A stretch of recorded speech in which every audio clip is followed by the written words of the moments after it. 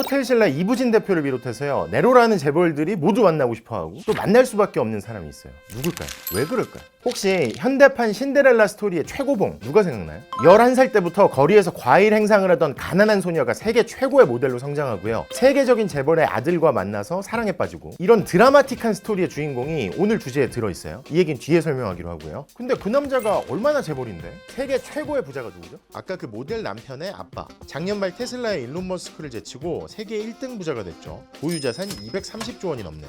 그리고 그 까칠했던 애플의 스티브 잡스마저 이렇게 얘기했대요. 50년 뒤에도 애플의 아이폰이 계속 인기가 있을지는 사실 잘 모르겠는데 당신네 브랜드 샴페인은 사람들이 계속 마실 것 같다고요. 잡스의 인정을 받은 거죠. 루이비통, 디올, 지방시, 셀린느, 펜디, 겐조, 벨루티, 로에베, 마크 제이콥스에다가 리모아 같은 명품 패션 업체에다가요, 겔랑, 아쿠아디파르마, 메종 프랑시스 커정 같은 향수에다가 화장품, 돈페리뇽, 모에샹동, 베브클리코 샴페인, 헤네시 같은 꼬냑, 글렌모렌즈 위스키에다가 벨베디어 같은 보드카, 주류까지, 여기다가 백화점, 면세점, 리조트까지 해서 약 80개의 명품 브랜드를 소유하고 있는, 이것도 모자라서 호시탐탐 구찌와 에르메스까지 노렸었고요. 얼마 전에는 약 19조 원을 들여서 티파니까지. 자, 오늘의 주제는요, 세계 최고의 명품 그룹, 명품의 제국, 루이비통, 모에, 헤네시, LVMH입니다.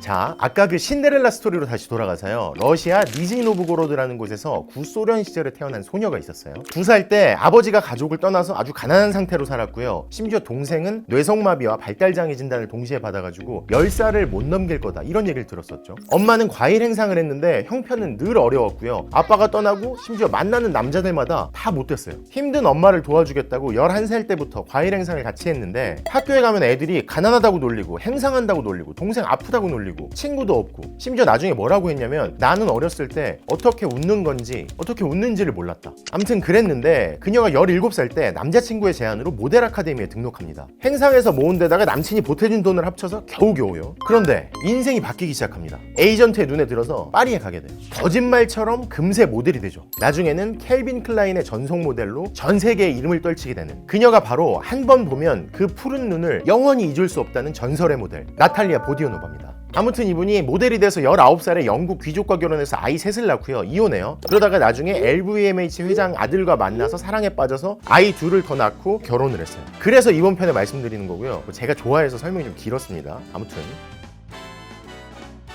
그 보디아노바의 시아버지가 바로 오늘 이야기의 주인공이라고 할 수 있어요. 보디아노바의 남편 앙투안의 아버지, LVMH의 회장 베르나르 아르노죠. 그러면 이 사람이 LVMH의 창업자겠네? 아닙니다. 아니죠. 1980년대 후반 LVMH 대주주가 됐는데요, 명품 브랜드를 만든 적은 없지만 명품 산업 자체를 탄생시켰다, 이런 평가를 받는 사람이에요. 사연은 이렇습니다. 나는 뭐를 잘할까? 나는 뭘 하면 좀 잘할 수 있을까? 성공할까? 뭐 이런 생각해 본 적 있어요. 베르나르 아르노는요, 프랑스의 건설업하는 집안에서 태어났습니다. 공부도 잘했고요. 특히 피아노를 아주 잘 쳐서 피아니스트가 되는 꿈을 꿨는데 어느 순간에 꿈을 딱 접습니다. 왜 그랬을까? 재능이 없었을까? 왜 그랬을까? 나중에 누가 왜 그만뒀어요? 왜 피아니스트 꿈 접었어요? 물으니까 이렇게 얘기했어요. 나는 재능이 있었어. 하지만 피아니스트가 되려면 특별한 슈퍼 재능이 있어야 된다는 걸 알았지. 그래서 그만뒀어. 과연 옳은 판단이었을까요? 아무튼 그렇게 아버지의 사업을 돕게 됩니다. 근데 그렇게 사업을 도와서 하다가 1981년에 프랑스의 사회당 정부가 집권을 하거든요. 미테랑 대통령. 이때 32살이었던 아르노가 프랑스를 떠야겠다, 이렇게 생각합니다. 사회당 정권이 기업 활동을 옥죄할 거다, 이렇게 생각한 거예요. 그래서 실제로 미국으로 떠나서 미국에서 부동산 사업을 하면서 돈을 잘 벌었습니다. 근데 그렇게 잘 됐으면 계속 할 것 같잖아요. 근데 이 지점에서 이게 아닌 것 같다, 또 이런 냉정한 판단을 내립니다. 아니, 돈 잘 버는데 무슨 소리야. 플로리다 팜비치에 20층짜리 건물 지어가지고 잘 됐는데. 과연 왜 그랬을까요? 미국에서 부동산 사업을 하다 보니까 이 정도 부자는 많구나, 내가 진짜 대단한 건 아니구나, 나는 1등을 하고 싶은데 부동산 사업으로 미국에서 1등이 될 수는 없겠구나, 최고가 될 수는 없겠구나, 이렇게 생각을 한 거예요. 그래서 피아니스트의 꿈을 접을 때처럼 또 한 번 접고 또 다른 기회를 보기 시작합니다. 그때쯤이었어요. 모든 사건에는 일종의 씨앗 역할을 하는 계기라는 게 있잖아요. 자, 여기서 잠깐 소비더머니 계속 보셨던 분들 퀴즈. 부싹이라는 이름 혹시 기억나요? 1984년에 프랑스 정부가 섬유 재벌 기업 부싹의 파산을 막으려고요, 이게 2차 대전 이후에 최대의 파산이 될 위기였거든요. 새 주인을 찾으려 한다, 이런 소식이 들려옵니다. 그리고 미국에서 이걸 들은 아르노가 급히 프랑스로 돌아가요. 사회당 싫다고 했는데 그냥 막 돌아가. 전광석화처럼 움직입니다. 그리고 뒷부분에 한 번 더 나올 귀인, 전설적인 은행가의 조언을 받으면서요, 어떻게 됐을까요? 부싹의 경영진을 구워 삼고요, 아버지한테 재산을 내놓으라고 설득하고요, 그렇게 싫어한다던 사회당 정부의 고위직들을 막 뚫어냅니다. 그렇게 결국 자기 가족 회사보다 적어도 20배는 몸집이 컸던 부싹을 인수하게 되죠. 피아노를 포기할 때 미국 부동산 사업을 접을 때처럼 기회를 봤는데 이번에는 그때와 다르게 전 재산을 걸어서 올인한 거예요. 자기 가족의 모든 재산에다가 투자금까지 더 부었어. 이러한 올인 왜 했을까요? 일단 부싹에는요, 아르노가 노렸던 훗날 명품 제국의 씨앗이 되는 크리스찬 디올이란 브랜드가 있었어요. 왜 디올 편에서 섬유 재벌이 디올의 첫 하우스를 열어줬다고 했잖아요. 그 부싹이 이 부싹이에요. 그리고 참고로 아르노의 어머니가 디올 매니아였대요. 부싹을 인수하고 나서 한 2년 동안 아르노는요, 부싹의 종업원 약 9,000명을 해고합니다. 그리고 디올 등 일부를 제외한 부싹 회사의 자산을 다 나눠서 쪼개 팔아가지고 5억 불을 벌어요. 처음 인수가의 8배 넘는 돈을 벌어들인 거예요. 디올이란 브랜드 그리고 부싹의 자산에 노림수가 있었고 그걸 올인하고 돈을 번 거죠. 이게 프랑스 같은 나라에서는 상상도 하기 어려운 일이었어요. 야, 대체 미국에서 넌 뭘 배워온 거냐? 일자리랑 자산은 그냥 두기로 했잖아. 막 비난이 엄청나게 쏟아졌어요. 이런 비판과 비난에 아르노가 뭐라고 했냐면요, 내가 약속했던 건 회사가 이익이 나게 하겠다, 이거밖에 없어요. 그리고 죽음의 천사라는 별명도 얻게 됐는데 그 이유가 납득이 되나요?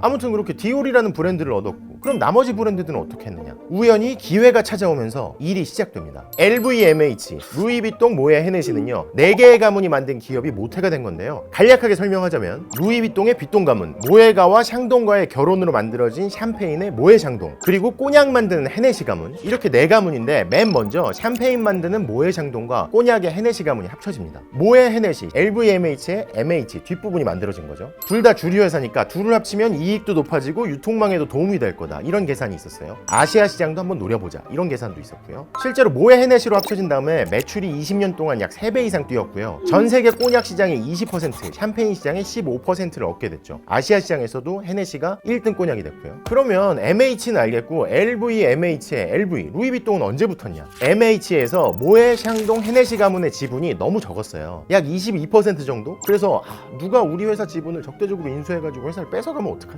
이런 우려가 나와서 1987년에 백기사를 찾습니다. 그게 바로 루이비통이었어요. 마치 사랑에 빠진 것처럼 아주 금세 4가문이 힘을 합치죠. 비통, 모에, 샹동, 헤네시, 루이비통, 모에, 헤네시, LVMH가 만들어진 겁니다. 4가문의 지분의 합이 50%를 넘게 됐어요. 이러면 안정적이겠다, 됐다 싶었는데 금세 문제가 또 발생합니다. 우선 루이비통 책임자랑 모에, 헤네시 책임자랑 다툼이 벌어져요. 누가 1인자냐, 누구는 2인자냐, 그리고 어떤 걸 후원할 거냐. 루이비통은 뭐 음악회 전시회 이런 걸 후원하는 걸 좋아했고요. 모에, 헤네시는 F1 레이스 같은 거 후원하는 걸 좋아했어요. 왜 F1에서 우승하면 막 샴페인 막 흔들잖아. 그리고 막 아주 유치하게 싸웁니다. 야, 루이비통은 백화점에서 파는데 모에, 샹동은 슈퍼에서 팔잖아. 막 서로 이러고 싸우는 거예요. 진짜로 싸워. 내 지어낸 게 아니고 진짜로 싸웠어요. 일단은 그런 주도권 다툼이 있었는데, 게다가 갑자기 LVMH 지분이 막 주식시장에서 막 거래가 너무 활발하게 되는 거예요. 고민이 생긴 거죠. 만약에 4가문 중에서 어느 하나라도 게임에 빠져가지고 지분을 넘긴다, 그러면 어쩌지? 그래서 싸우던 둘이 잠깐 힘을 다시 합칩니다. 모에, 헤네시 쪽에서의 루이비통한테, 야, 우리도 백기사 부를 때 너네 불렀었잖아. 이번에도 또 다른 백기사를 찾아보는 게 어때? 그래서 모에, 헤네시가 왜 샴페인, 꼬냑, 술이잖아요. 같은 술 친구, 뭐 술 마시는 술 친구가 아니라 주류업계의 친구, 주류업계의 공룡이었던 기네스를 끌어들입니다. 기네스가 3.5% 정도 LVMH 지분을 보유하게 돼요. 근데 3.5%는 다툼이 일어나면 좀 적은 지분일 수 있잖아요, 그쵸? 모에, 헤네시 쪽에서 기네스한테 지분을 더 늘려달라고 합니다. 그리고 바로 이 지점에서 오늘의 주인공이 등장하죠. 근데 루이비통 쪽에서 가만히 생각해보니까요, 아니 저 술들이 우리 명품을 먹겠다는 거야? 안 되지. 그래서 루이비통이 따로 백기사를 찾기 시작합니다. 야, 우리 백기사는 술들이랑 다르고 명품을 이해하는 사람이에요. 압류 이렇게 돼가지고, 그래서 찾은 게 디올을 갖고 있던 베르나르 아르노였어요. 루이비통 쪽에서 아르노한테 LVMH 지분 25%를 네가 보유한 백기사가 돼서 우리 편이 돼달라, 이렇게 제안을 한 건데, 여우들 싸우는 싸움판에 늑대를 끌어들인 거죠. 이게 1988년 여름의 일이었습니다. 근데 왜 살다 보면 금쪽 같은 조언을 찰떡같이 알아듣는 사람이 있고, 좋은 얘기 해줘도 못 알아듣는 사람도 있잖아요. 그런 적 있어요? 사실 아르노는 제안을 받고 나서 루이비통 말을 들으려고 했어요. 루이비통 편에 서려고 한 거죠. 그렇게 됐으면 모에, 헤네시, 기네스, 술 연합에 디올을 갖고 있는 아르노, 그리고 루이비통 연합이 전선이 형성되는 거였죠. 근데 아까 기억나요? 디올 갖고 있던 부싹 인수할 때 어떤 전설적인 은행가, 귀인의 조언을 받았다고 했잖아요. 그 조언자가 결정적인 충고를 합니다. 절대로 기네스랑 싸우면 안 된다. 걔네 돈이 너무 많아. 기네스랑 싸우면 아르노 너는 짓밟힐 거야. 그러면서 차라리 기네스 편에 붙어라. 아르노가 말을 들었을까요? 될 놈 되리죠. 말을 들었습니다. 처음에 싸움판에 아르노를 끌어들인 건 루이비통이었잖아요. 근데 아르노가 갑자기 이쪽에 붙으면서 모에, 헤넷이, 기네스, 아르노까지 연합이 형성된 거죠. 루이비통과 따가 된 거지. 그리고 아르노는 기네스와 힘을 합쳐서 LVMH의 지분 4분의 1가량을 사들였습니다. 루이비통이 고립된 거죠. 루이비통 입장에서 어땠겠어요? 괘씸하지. 뭐야 이거? 막 열받아가지고 지분을 사모으고 막 소송전을 막 펼치고 합니다. 근데 역부족이었어요. 아르노가 집중해서 맹렬하게 달려가지고 단 사흘 만에 7천억 원을 동원해서 막 지분을 늘리고요. 루이비통이 계속 덤비니까 또 이틀 만에 6천억 원을 동원해서 또 지분을 늘려요. 그 사이에 계속 루이비통 가문은 고립시키고 모에, 샹동, 헤넷이 가문은 막 구워 삶으면서 결국 아르노가 승리합니다. 뭐야 뒤통수 친 거잖아. 괘씸하잖아. 이런 비판에 대해서 승리한 지 얼마 안 된 아르노가 뉴욕타임즈와의 인터뷰에서 이렇게 얘기했어요. 비즈니스의 비결은 말이야 기회를 딱 붙잡는 거야. 이후 아르노가 키를 잡은 LVMH는요 명품 브랜드들을 싹쓸이하다시피 합니다. 벨루티, 겐조, 갤랑, 셀린느, 로에베, 마크 제이콥스, 세포라, 태그 호이어, 펜디, 롤로피아나, 리모아 등등. 그리고 아르노는 이렇게 브랜드들을 수집하는 과정에서 창업자 가문들의 분열을 교묘하게 이용했다 이런 평가를 들어요. 야, 너 쟤 싫지? 이 지분 나한테 넘기면 내가 비싸게 사줄게. 이런 식으로요. 근데 물론 이런 행보가 전부 성공했던 건 아니에요. 왜 구찌 집안 싸움이 막장으로 가면서 난장판이었으니까 구찌를 인수하려고 움직였는데 가장 강력한 경쟁자 중에 하나인 친구가 이끌던 PPR 그룹, 지금의 케링 그룹에 밀렸고요. 근데 또 여기서 포기할 사람이 아니야. 구찌 인수가 실패하자 최고의 브랜드, 다른 브랜드를 노립니다. 에르메스를 노린 거예요. 왜 아까 아르노의 1등에 대한 열망 얘기했었잖아요. 1등이 못 되는 건 접는다. 구찌 때보다 훨씬 치밀하게 했어요. 거의 10년 동안 복수의 기관을 이용해서 알려지지 않게 에르메스 지분을 야금야금 사모읍니다. 몰래. 공시가 안 될 만큼 막 야금야금 사모아요. 왜 한국에도 5% 지분을 넘으면 공시를 하게 돼 있듯이 프랑스에도 그런 규정이 있거든요. 근데 딱 그 선에 안 걸리게만 사모은 거죠. 그러다가 이제 전쟁을 시작하자. 딱 정체를 드러냅니다. 2010년 10월에 알프스에서 자전거 타고 있던 에르메스 CEO한테 아르노가 전화를 탔구나. 우리 너희 지분 17% 샀다? 2시간 뒤에 발표할 거야. 에르메스 어땠겠어요? 난리가 났겠죠. 그러면서 LVMH는요 에르메스 지분을 23% 이상으로 늘렸고요. 하지만 결국 치열한 경쟁과 법정 공방 끝에 에르메스가 방어에 성공했어요. 다른 명품 기업 창업자 가문들과는 달리 에르메스 사람들은 똘똘 뭉쳤어요. 이 경쟁에서는 졌지만 LVMH와 아르노가 돈을 잃진 않았어요. 왜 경영권 문제 가면 막 주가가 따라 오르기 마련이잖아요 보통. 아무튼 근데 왜 그렇게 사모으느냐, 주변 사람들은 아르노가 디올을 인수할 때부터 그렇게 생각했다고 얘기해요. 세계의 부는 점점 더 커질 거고 점점 더 갈수록 명품에 대한 수요는 높아질 거다. 이 거대한 흐름, 이 파도에 운명을 건다. 몸을 던진다. 빠져 죽지 않는다. 나는 그 파도에 올라탈 것이다. 뭐 이런 얘기죠. 실리적으로도요 LVMH는 덩치가 계속 커질수록 자재를 구매하고 또 물류와 전산 비용을 줄이고 매장 임대에서도 협상력을 가질 수 있었다. 이런 평가를 받습니다. 이런 행보에 대한 비판도 당연히 있죠. 너무 대규모로 상업적으로 명품을 찍어내듯이 그냥 만들어내는 거 아니냐. 여기에 대해서 아르노가 뭐라고 하냐면요, 진정한 명품이 뭐냐, 여기에 대한 개념은 사람마다 각기 다르다. 그리고 우리 고객이 만족하면 되는 거 아니야? 이렇게 반응하죠. 그러면서도 루이비통 편에서도 말씀드렸다시피 아르노가 이끄는 LVMH는요 뛰어난 디자이너를 발굴하고 지원하고 독립적으로 운영을 맡기고 개별 브랜드의 개성과 특성을 최대한 살려준다. 이런 칭찬도 받아요. 마치 예전에 꿈들을 접을 때 아주 냉정하게 봤던 것처럼요, 자신의 사업가로서의 강점이 있으니까 그건 최대한 살리고 내가 부족한 부분은 가장 그 분야에서 뛰어난 최고의 사람을 써서 채운다. 이런 개념인 거죠. 그래서 1등이 되면 되는 거다. 그러면서 여전히 많은 이들이 아르노가 이끄는 LVMH의 명품을 원한다. 이걸 입증하고 있습니다. 아르노는 그랬습니다. 우린 아직 작다. 이제 막 시작이다. LVMH가 1등 맞는데 우리는 더 멀리 갈 수 있다. 그의 예상처럼 명품을 원하는 사람들이 계속 늘어서 이 제국의 확장은 계속될까요? 명품 제국의 앞날은 어떻게 될까요?